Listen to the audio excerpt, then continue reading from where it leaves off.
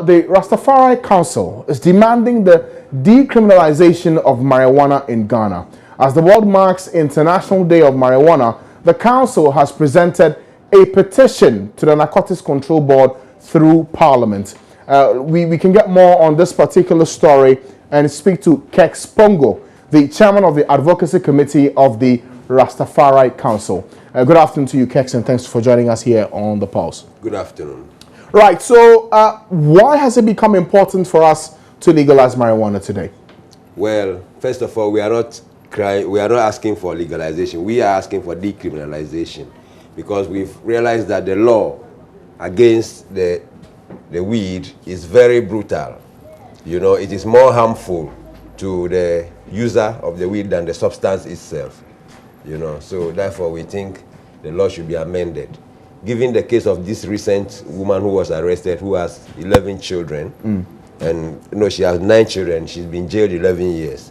I wonder, me and you, is our guess, what will happen to these children who are left behind now? And no, but again, are you saying that because of a specific case of a mother of 6 to 8 children, or even 11 children, who was caught using a substance that is banned, we should look at that case and relax our laws because of it? No, it's not because of that woman. I'm just giving an example because that was one of the most recent ones. But what I'm saying is that the law, the harm that is caused to the user of the substance is more, the law is more, it outweighs, the consequences you get from the law is, from enforcement outweighs the substance, the harm the substance will cause to you is not as dangerous as the things that will happen to you when you are arrested. Okay, so once you say that there is a certain measure of harm from using a substance, no, there's no harm. But I don't even think the law. You just said that comparatively. Yeah. Why I say so is that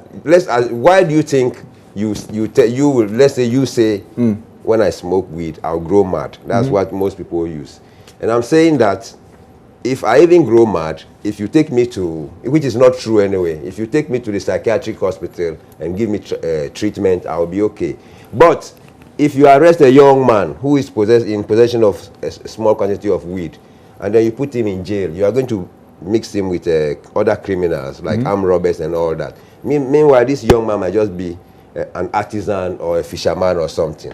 And now he goes in for 10 years. When he comes out, he's become a criminal. When he goes to any ministry or maybe an embassy to get visa, they will say he has a criminal record, so they are not going to give him visa.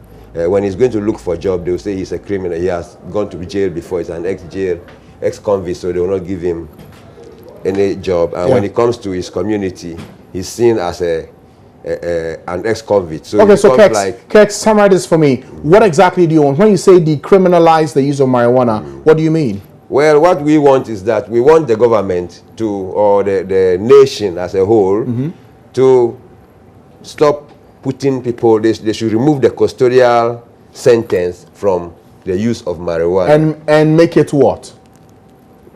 What we want is that the farmer can get a license from the government and then farm and pay some tax. The dealer can also get license and sell it to above 18 years of age and then pay some tax, but the user shouldn't be punished.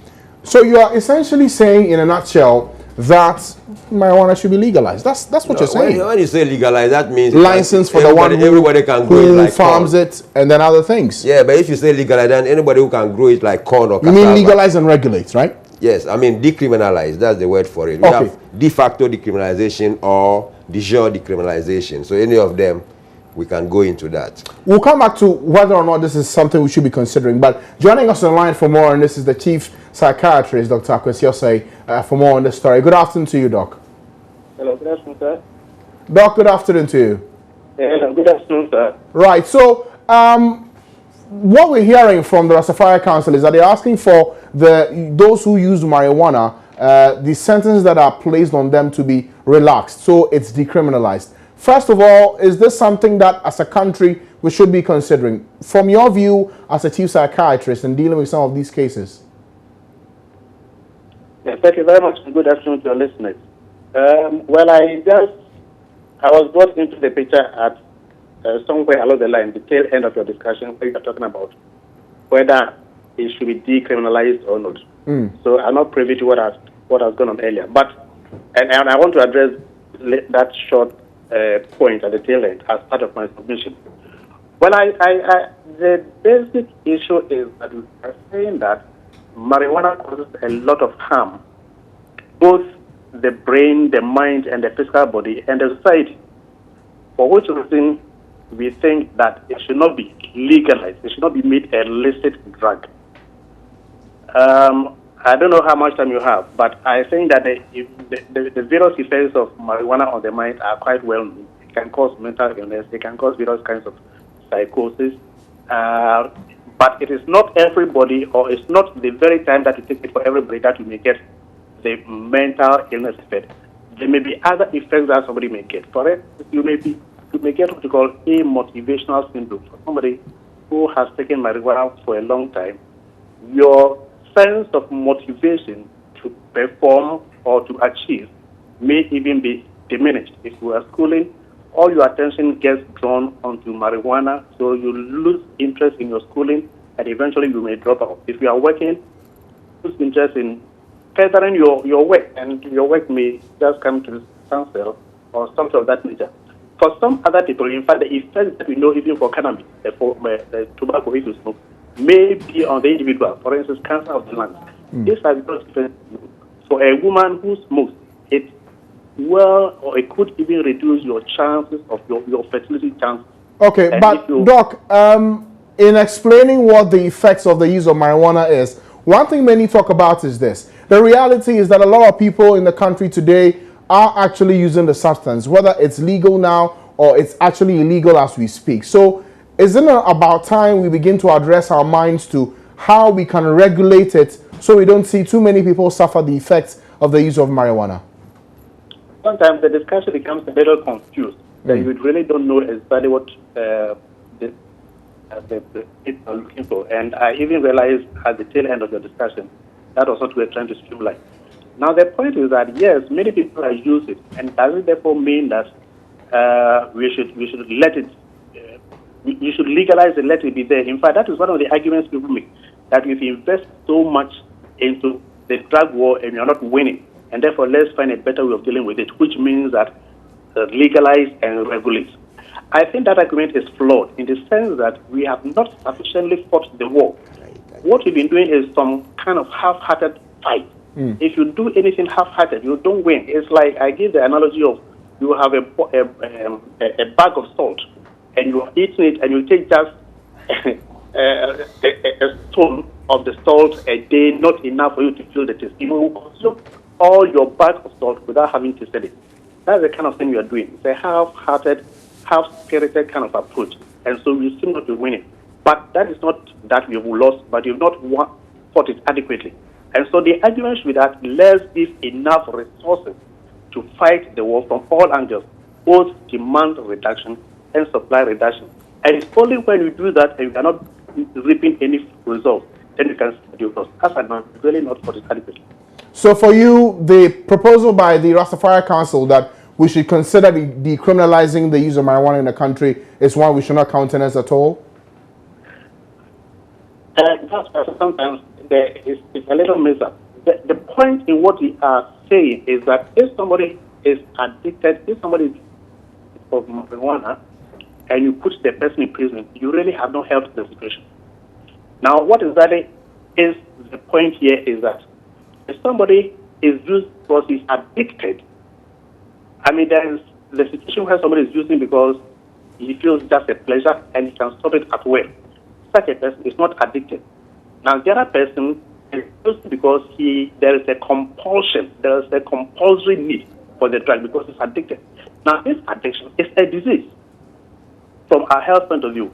Addiction is a disease, and this person goes for marijuana to fit the addiction because the addiction is forcing him to use it. In that case, don't call him a criminal, but call him as somebody who has a problem, which problem needs to be solved. Okay. And so the remedy is for compulsory treatment and not imprisonment. In that case, what we are saying is that decriminalize addiction. So addiction should be decriminalized. But that is not the same as decriminalize marijuana or legalize marijuana. They are two different things. Okay. And the decision should be made.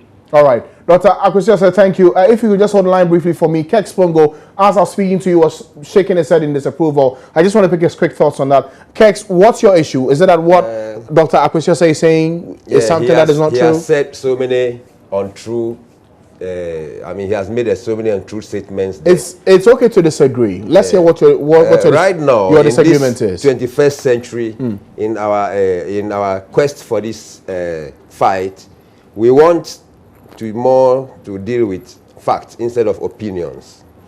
And if somebody is telling you now that somebody smokes weed and gets mad, it's a complete unfactual. It's no, not but true. Again, this is a man who's dealt with a lot of psychiatric cases. No, you want to He's deal the with chief scientists. psychiatrist at the Ghana Mental You want Authority. to deal with scientists, not a psychiatrist. Psychiatric cannot talk anything about the effect of marijuana in somebody's Why not? He's system. dealt with people who've used He does not know and had anything effects about on the brain. the way he's talking. He does not know about the endocannabinoid system, which is a system which controls all of us. This intricate system controls our food intake. It influences our food intake, our energy balance, metabolism, and storage. So your point is what? So my point is that even brain disease, the only substance or the only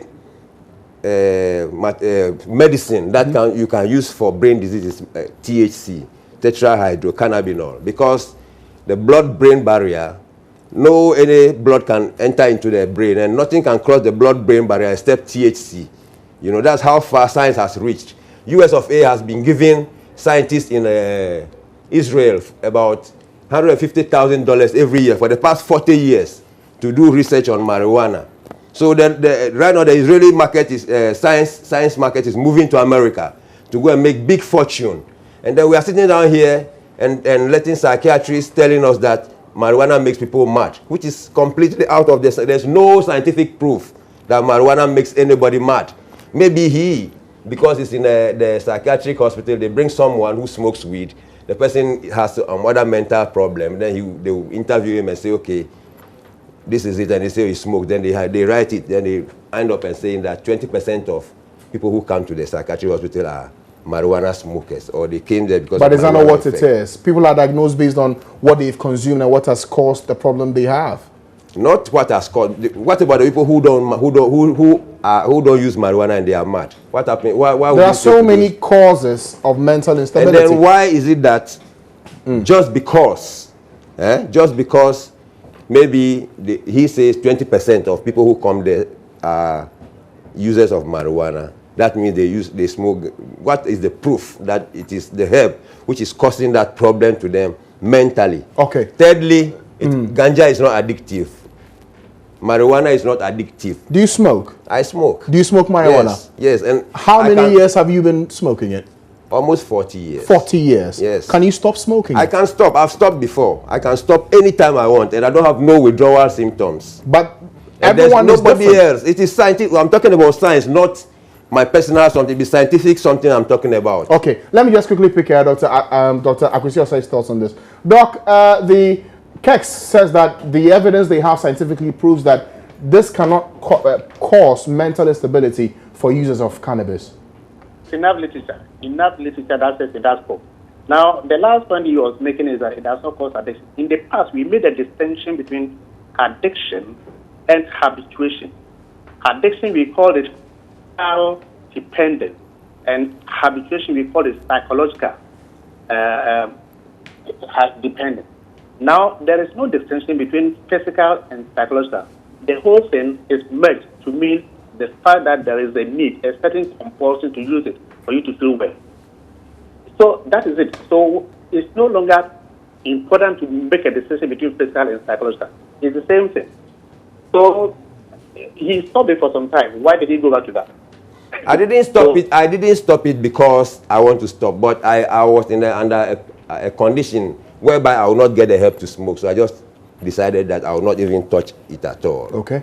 Anyway, so what we are saying is that there is a compulsion. Once you use it for some time, and again, it's not happening. Even the mental illness, there is enough literature to show that it produces mental illness, but then the literature does not say everybody who takes it will be mentally ill. That's not the point. So you can get somebody who may abuse it for some time and it's not mental illness, but mental illness is not the only effect. There's the other sense, and yet some people may escape it. That also shows that it does not cause any effect because the literature is clear. It's abundant in the literature. It is only prohibitionist approaches that have anything to say that marijuana is dangerous to our body. But now, the point you just made, the prohibition, especially I agree with you that there are different approaches to solving a problem. But the fact that your approach or my approach may be different from your approach does not mean the problem is not there. And I think we need to recognize that. I have just agreed with you that criminalizing the addiction and putting somebody in jail, to me, is a wrong approach. But for people also to generalize, some people are put in jail when they should not be in jail, they should rather be treated. And therefore, to avoid that, let's legalize that. I think that approach is also. Okay, all right. Dr. Akwesiosai, thank you so much for spending some time with us this afternoon. The Chief Executive Officer for the Ghana Mental Authority. Final word to you, Kex Pongo. Kex, you want this decriminalized. Dr. Akwesiosai says for users, he agrees with you with that point you're making. But how do you intend carrying through this advocacy you're pushing for? How far are you willing to take it? We've sent a petition to the Parliament, and we are waiting for response. We are going to go around the whole nation educating the masses on the benefits of marijuana and the economic benefits we shall get in Ghana here. It's not just the use of marijuana. You can use even this your studio paneling where you are using this plastic. Marijuana can do better job than that. I see. You know, you can build houses with it and it will be fire retardant. You know, you can do fiber, clothes from marijuana. Okay, I'm sure the public education you intend to do will get more information on it. But thank you so much for coming today, Kex. Kex Pongo is with the Rastafari Council. He's the head of the advocacy committee for the Rastafari Council. Interesting discussion we had and a debate also on this matter.